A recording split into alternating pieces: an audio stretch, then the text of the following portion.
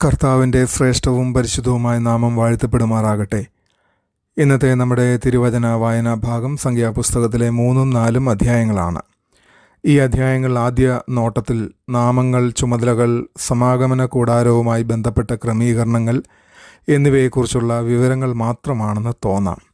എന്നാൽ ശ്രദ്ധാപൂർവം നാം പഠിക്കുമ്പോൾ വിശുദ്ധി, ശുശ്രൂഷ, ആരാധന, ഉത്തരവാദിത്വം, ദൈവിക ക്രമം എന്നിവയെക്കുറിച്ചുള്ള ആഴമുള്ള ആത്മീയ സത്യങ്ങൾ ഇതിൽ വെളിപ്പെടുന്നു. 3-ാം അധ്യായത്തിൽ ദൈവം ലേവി ഗോത്രത്തെ തൻ്റെ ശുശ്രൂഷയ്ക്കായി വേർതിരിക്കുന്നു. പൊൻകാളക്കുട്ടിയുടെ സംഭവത്തിന് ശേഷം ലേവ്യർ ദൈവത്തോടുള്ള വിശ്വസ്തത കാണിച്ചു. അതിനാൽ സമാഗമന കൂടാരവുമായി ബന്ധപ്പെട്ട ശുശ്രൂഷയ്ക്കായി അവർ തിരഞ്ഞെടുക്കപ്പെട്ടു. ഇസ്രായേലിലെ എല്ലാ ആദിജാതന്മാരും നേരിട്ട് ദൈവത്തിനുള്ളവരായിരിക്കേണ്ടതിന് പകരം ദൈവം ലേവ്യരെ അവരുടെ പകരക്കാരായി സ്വീകരിച്ചു. ലേവ്യർ 3 പ്രധാന കുടുംബങ്ങളായി വിഭജിക്കപ്പെട്ടു: ഗർശോന്യർ, കെഹാത്യർ, മെരാരിയർ.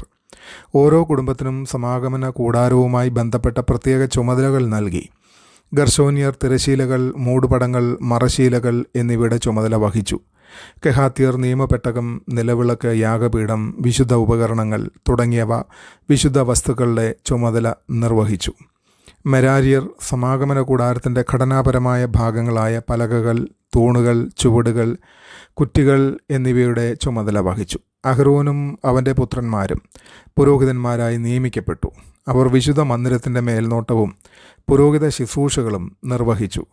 4-ാം അധ്യായത്തിൽ മരുഭൂമി യാത്രയ്ക്കിടയിൽ സമാഗമന കൂടാരം എങ്ങനെ കൊണ്ടുപോകണം എന്നതിനെക്കുറിച്ച് വിശദമായ നിർദ്ദേശങ്ങൾ നൽകപ്പെടുന്നു. വിശുദ്ധ വസ്തുക്കൾ കെഹാത്യർ ചുമക്കുന്നതിന് മുൻപ് അഹ്റോനും അവൻ്റെ പുത്രന്മാരും അവയെ സൂക്ഷ്മമായി മൂടണമെന്ന് ദൈവം കൽപ്പിച്ചു. വിശുദ്ധ വസ്തുക്കളെ അനധികൃതമായി ആരും സ്പർശിക്കുവാനോ സാധാരണമായി നോക്കിക്കാണാനോ പാടില്ലായിരുന്നു. കാരണം ദൈവത്തിൻ്റെ വിശുദ്ധി ഭക്തിയും അനുസരണവും ആവശ്യപ്പെടുന്നു. 30 മുതൽ 50 വയസ്സുവരെയുള്ള ലേവ്യരെ സജീവ ശുശ്രൂഷയ്ക്കായി എണ്ണി. അവരുടെ ശുശ്രൂഷ കഠിനാധ്വാനവും സൂക്ഷ്മ അനുസരണവും വിശ്വസ്ത സമർപ്പണവും ആവശ്യപ്പെട്ടിരുന്നു. ആത്മീയമായി ഈ അധ്യായങ്ങൾ ദൈവം ക്രമത്തിൻ്റെയും വിശുദ്ധിയുടെയും ലക്ഷ്യത്തിൻ്റെയും ദൈവമാണെന്ന് വെളിപ്പെടുത്തുന്നു. ഓരോ ലേവ്യർക്കും ഒരു പങ്കുണ്ടായിരുന്നു. ഒരു ജോലിയും ചെറുതായിരുന്നില്ല. ചിലർ വിശുദ്ധോപകരണങ്ങൾ ചുമന്നു, മറ്റു ചിലർ തിരശീലകളോ തൂണുകളോ ചുമന്നു. എന്നാൽ എല്ലാ ജോലികളും ദൈവത്തിൻ്റെ സാന്നിധ്യത്തെയും ആരാധനയെയും പിന്തുണച്ചതിനാൽ പ്രധാനപ്പെട്ടവയായിരുന്നു. ഇത് ക്രിസ്തീയ ജീവിതത്തിനുള്ള ഒരു പ്രധാന സത്യം നമ്മെ പഠിപ്പിക്കുന്നു. ദൈവരാജ്യത്തിൽ ഓരോ വിശ്വാസിക്കും ഒരു വിളിയുണ്ട്. എല്ലാവരും പ്രസംഗകരോ ഗായകരോ പ്രാർത്ഥനാ നേതാക്കളോ അല്ല.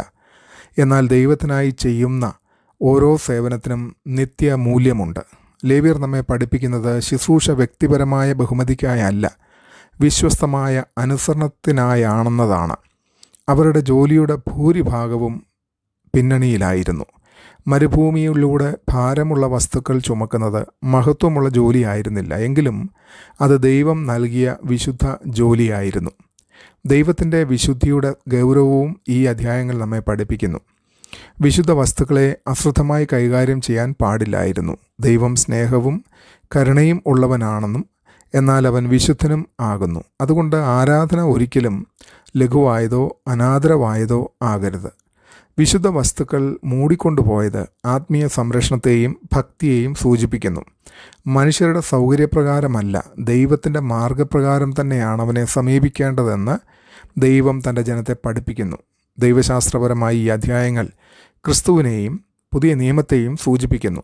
ലേവ്യർ ഇസ്രായേലിൻ്റെ ആദിജാതന്മാർക്ക് പകരക്കാരായി സേവിച്ചു. ഈ പകരക്കാരൻ എന്ന ആശയം നമ്മുടെ പാപങ്ങൾക്കായി ക്രൂശിൽ സ്വയം അർപ്പിച്ച യേശു ക്രിസ്തുവിലേക്കാണ് വിരൽ ചൂണ്ടുന്നത്.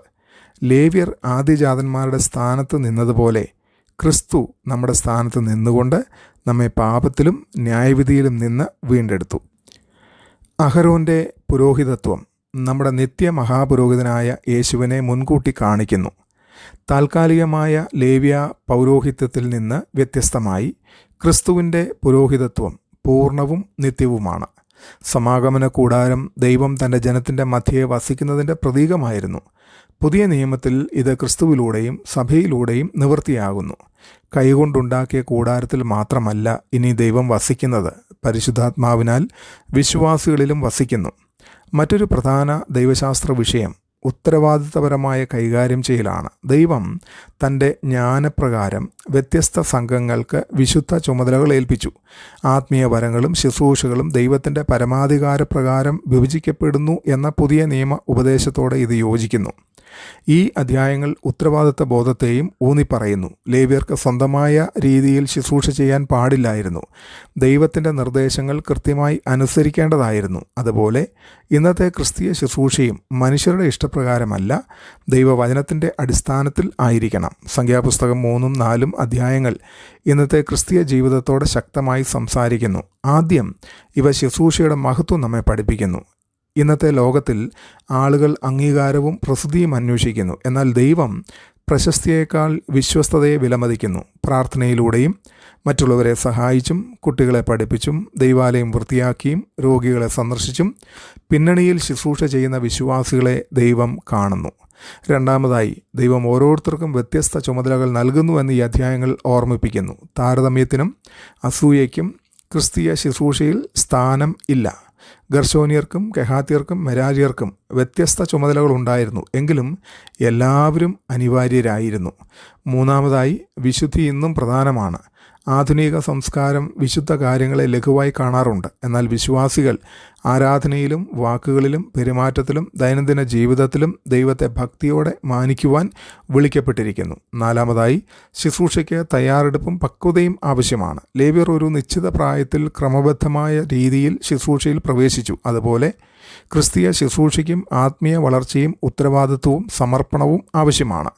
അവസാനമായി, ജീവിതത്തിലെ മരുഭൂമി അനുഭവങ്ങളിൽ പോലും ദൈവം നമ്മോടൊപ്പം സന്നിഹിതനാണെന്ന് ഈ അധ്യായങ്ങൾ നമ്മെ പഠിപ്പിക്കുന്നത് വിശ്വാസികളെ പ്രോത്സാഹിപ്പിക്കുന്നു. ഇസ്രായേൽ അനിശ്ചിതത്വത്തിലൂടെ യാത്ര ചെയ്തുകൊണ്ടിരുന്നു. എങ്കിലും ദൈവം പാളയത്തിൻ്റെ മധ്യേ ഉണ്ടായിരുന്നു. അതുപോലെ കഷ്ടതകളിലും മാറ്റങ്ങളിലും വേദനകളിലും ഉത്തരം ലഭിക്കാത്ത ചോദ്യങ്ങളിലും ദൈവം തൻ്റെ ജനത്തോടെ കൂടെ ഉണ്ടാകുന്നു. സംഖ്യാപുസ്തകം 3-4 അധ്യായങ്ങൾ വെറും ഭരണപരമായ രേഖകൾ മാത്രമല്ല, തൻ്റെ ജനത്തിൻ്റെ മധ്യേ വസിക്കുന്ന വിശുദ്ധ ദൈവത്തെയും അർത്ഥപൂർണമായ ഉത്തരവാദിത്വങ്ങൾ നൽകുന്ന ദൈവത്തെയും വിശ്വസ്ത അനുസരണത്തിലേക്ക് തൻ്റെ ജനത്തെ വിളിക്കുന്ന ദൈവത്തെയും ഇവ വെളിപ്പെടുത്തുന്നു. ഓരോ വിശ്വാസിക്കും ദൈവരാജ്യത്തിൽ ഒരു സ്ഥാനമുണ്ടെന്നും ഓരോ ശുശ്രൂഷയ്ക്കും വിലയുണ്ടെന്നും യഥാർത്ഥ ആരാധനയ്ക്ക് ഭക്തിയും വിശുദ്ധിയും ആവശ്യമാണെന്നും ഈ അധ്യായങ്ങൾ നമ്മെ ഓർമ്മിപ്പിക്കുന്നു. ഇന്നത്തെ ക്രിസ്ത്യാനികളായ നാം വിശ്വസ്തമായി ശുശ്രൂഷ ചെയ്യുവാനും താഴ്മയോടെ നടക്കാനും ജീവിതത്തിൻ്റെ എല്ലാ മേഖലകളിലും ദൈവത്തെ സത്യസന്ധമായി മാനിക്കാനും വിളിക്കപ്പെട്ടിരിക്കുന്നു. മറ്റുള്ളവർ ശ്രദ്ധിക്കാത്തതുപോലെ തോന്നിയാലും ദൈവം എന്നെ ഏൽപ്പിച്ച ഉത്തരവാദിത്വം ഞാൻ വിശ്വസ്തയോടെ നിർവഹിക്കുന്നുണ്ടോ? ദൈവത്തെയും അവൻ്റെ ശുശ്രൂഷയെയും ഞാൻ ഭക്തിയോടും വിശുദ്ധിയോടും അനുസരണത്തോടും കൂടെയാണോ സമീപിക്കുന്നത്, അല്ലെങ്കിൽ എൻ്റെ ഇഷ്ടപ്രകാരമോ? ദൈവം നമ്മെ എല്ലാവരെയും അനുഗ്രഹിക്കട്ടെ. ആമേൻ.